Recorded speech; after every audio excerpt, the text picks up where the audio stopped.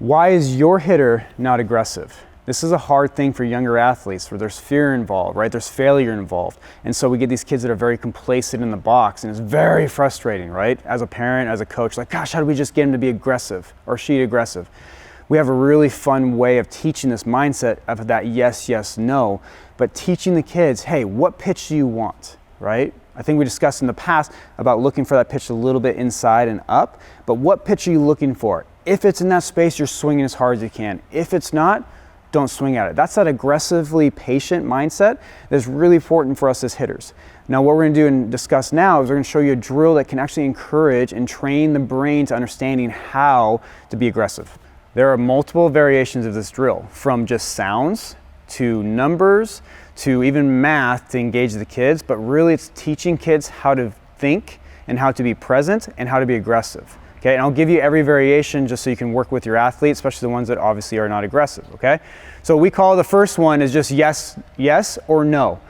As a BP thrower, a front toss thrower, whatever it is, we're gonna tell our athlete, okay, you're going to swing if I say yes, okay? You're not gonna swing if I say no. Or if you wanna have fun, you can just say no, you're gonna swing on no, and I'm gonna take on yes. So what I do is I'm gonna be a BP thrower, and you're the hitter.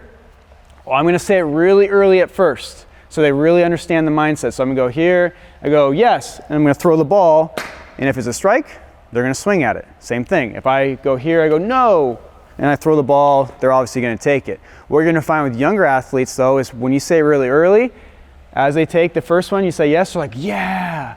And then when you say no, they go like this. Right? And that's the problem is when they're waiting, they already just made a decision and they're not swinging, that doesn't happen in a game. So what you do is you make it harder and harder and harder. So instead of just saying it yes right away, is we're actually gonna say a lot later. Yes.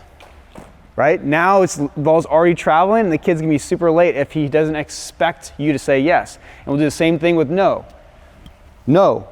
What happens is they're really late, right? And what we're teaching them is like, can you wait to hear me say yes or no? And they go, no, I can't, I'll be late. Exactly, you are expecting me to say yes every single swing, because that's how we look at it. We're looking for a strike. It's gonna be a strike, it's gonna be a strike, instead of waiting to see if it's a strike. And different variation of the thing is odds and evens. Swing at odds, swing at evens, same mindset. Start early saying it, and then say it later and later, teaching the aggressiveness. And then if the kids are really good at it, we start doing math. 1 + 3. If it's odd, you're swinging at it. If it's even, you're not. Having a lot of fun with it. But really what it comes down to is teaching these kids what yes, yes, no looks like. Very young age, they cannot wait to hear something. They have to expect it. They have to expect they're gonna say something.